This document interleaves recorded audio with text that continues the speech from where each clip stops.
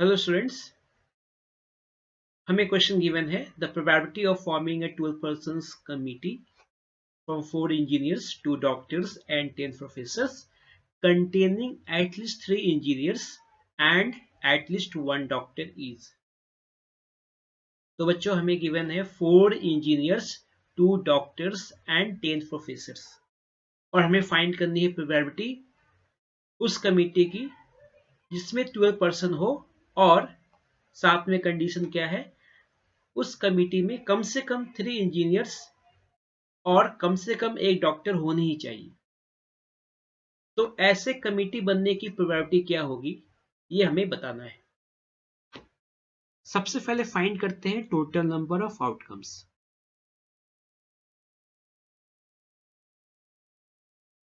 यहां पे गिवन है 4 इंजीनियर्स, 2 डॉक्टर्स एंड 10 प्रोफेसर्स। देखा जाए टोटल नंबर ऑफ पर्संस जो अवेलेबल है हमारे पास 16 और हमें 12 पर्संस की कमिटी बनानी है। तो हम क्या करेंगे, इसके लिए 16 पर्संस में से कोई भी 12 पर्संस को सिलेक्ट करेंगे तो total number of way of selection होगा 16C12 and this is the total number of committees that can be formed without any condition। तो इसकी वैल्यू क्या हो जाएगी, 16 का फैक्टोरियल अपॉन 12 का फैक्टोरियल इनटू डिफरेंस क्या आ रहा है 4 का फैक्टोरियल।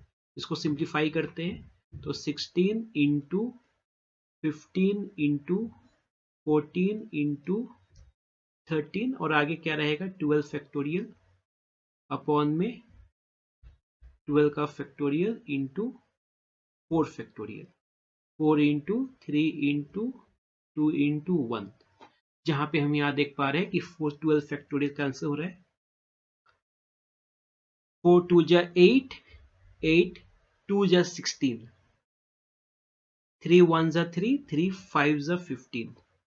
तो इन सभी नंबर्स का मल्टीप्लीकेशन जो हमें मिलेगा 2 इंटू 5 इंटू 14 इंटू 13, 1820 हमें मिल रहा है। Okay, this is the total number of outcomes. चलिए अब फाइंड करते हैं number of favourable outcomes. Condition given है कमिटी 12 मेंबर्स की होनी चाहिए और उसमें कम से कम 3 इंजीनियर्स एंड कम से कम एक डॉक्टर होनी चाहिए। तो इसके लिए हम क्या करते हैं, हम फाइंड करते हैं डिफरेंट केसेस, डिफरेंट कॉम्बिनेशन क्या हो सकता है डॉक्टर्स, इंजीनियर्स एंड प्रोफेसर का, वो फाइंड करने का प्रयास करते हैं। तो यहाँ पे फर्स्ट कॉलम बनाते हैं इंजीनियर्स के लिए, सेकेंड कॉलम डॉक्टर के लिए और थर्ड कॉलम प्रोफेसर के लिए। यहाँ पे जो इंजीनियर्स अवेलेबल है 4 इंजीनियर्स हैं, 2 डॉक्टर्स हैं एंड 10 प्रोफेसर्स हैं। तो बच्चों हमें कहा गया है कमेटी में कम से कम 3 इंजीनियर्स होने चाहिए, मतलब हम इंजीनियर्स की संख्या 3 या 4 रख सकते हैं और कहा गया है डॉक्टर की संख्या कम से कम 1 होनी चाहिए। इसका मतलब हम डॉक्टर की संख्या 1 या 2 ले सकते हैं और प्रोफेसर के बारे में कुछ नहीं कहा गया, मतलब बचे हुए मेंबर्स प्रोफेसर से रहेंगे। 12 मेंबर्स बनाने के लिए जो रह जाएंगे लेने के लिए मेंबर्स, वो प्रोफेसर में से ले लेंगे।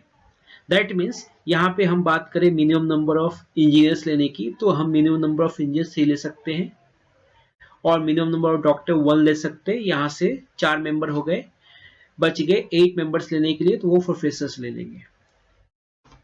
नेक्स्ट हम 3 यहाँ रखते हैं, डॉक्टर की संख्या 1 बढ़ा दिए, 2 कर दिए। दैट मीन्स यहाँ पे अब 5 मेंबर्स हो गए, रिमेनिंग अब हमें 7 मेंबर्स लेने होंगे जो प्रोफेसर रहेगा। नेक्स्ट हम क्या करेंगे, डॉक्टर्स की संख्या 1 बढ़ा देंगे, इंजीनियर्स की संख्या 1 बढ़ा देंगे और यहाँ पे मिनिमम नंबर ऑफ डॉक्टर रखे, 4 1 5 हो गए और रिमेनिंग हमें फिर से यहाँ पे 7 प्रोफेसर लेने होंगे। फिर से यहाँ पे 4 रखा, यहाँ पे 2 रखा, 4 + 2 6 हो गया और 6 और हमें यहाँ पे 12 मेंबर्स, मतलब हमें यहाँ पे अब 6 प्रोफेसर्स लेने होंगे। ये 4 केस बनते हैं और कोई केस बन सकता है? नहीं, मतलब यही 4 केस हो सकते हैं। अब चलिए करते हैं सिलेक्शन। तो यहां पर फर्स्ट के लिए बात करें तो यहां पे हमें 4 इंजीनियर्स गिवन थे और हमें 3 लेने हैं। तो 4 में से कोई 3 लिए तो number of ways of selection 4C3। Second, 2 doctors available हैं और हमें एक लेने हैं, कितने वेज में ले सकते हैं? 2C1 वेज में ले सकते हैं। 10 प्रोफेसर से और 8 प्रोफेसर लेने हैं तो 10C8 वेज में ले सकते हैं। सेकेंड केस, अब हमें 3 इंजीनियर्स लेने हैं 4 में से, तो 4C3 हो जाएगा। Way of selection of 3 engineers from 4 engineers, it is 4C3। Next, 2 doctors में से कोई 2 डॉक्टर लिए तो way of selection, number of ways of selection 2C2। और इसी तरह से 10th प्रोफेसर में से कोई भी 7th प्रोफेसर लेंगे तो number of ways of selection 10C7।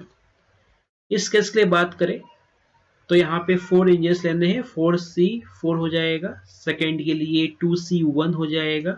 Third के लिए 10C7 हो जाएगा। एंड एट लास्ट 4 में से कोई 4 लिया, ways of selection, number of ways of selection 4C4। फिर 2 में से कोई 2 लेंगे तो वे ऑफ सिलेक्शन 2C2 और 10 में से कोई 6 लेंगे तो वे ऑफ सिलेक्शन 10C6। अब इन सभी को आपस में मल्टीप्लाई करेंगे। 4C3 की वैल्यू 4 होगी, 2C1 की वैल्यू 2 होगी और 10C8 की वैल्यू 10 इंटू 8 अपॉन 1 इंटू 2, 40। तो यहां से मल्टीप्लीकेशन आता है 160। नेक्स्ट इज 4C3 की वैल्यू 4 हो गई, 2C2 की वैल्यू 1 हो गई और 10C7 की वैल्यू 10 इंटू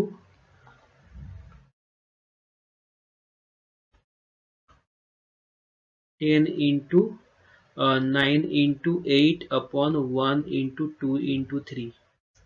तो 3 3 9 हो गया, ये 2 5 10 40 और ये मल्टीप्लाई बाय 3 120। यहां से 120 इंटू 4 480। नेक्स्ट 4C4 की वैल्यू 1 हो गई, 2C1 की वैल्यू 2 हो गई और 10C7 की वैल्यू 120। दैट मीन्स यहां से आता है 240।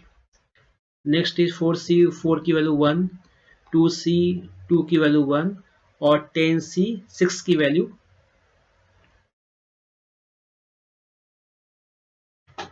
10 into 9 into 8 into 7 upon 1 into 2 into 3 into 4। 4 2 जा 8 हो गया, 8 कैंसिल हो गया, 3 3 9, 7 3 21, 21 इंटू 10 210। ये मल्टीप्लाई किए तो 120 110 1290 आता है। तो रिक्वायर्ड प्रोबेबिलिटी होगी, probability of given event, it is number of favorable outcomes by total number of outcomes, मतलब 11290 अपॉन 1820।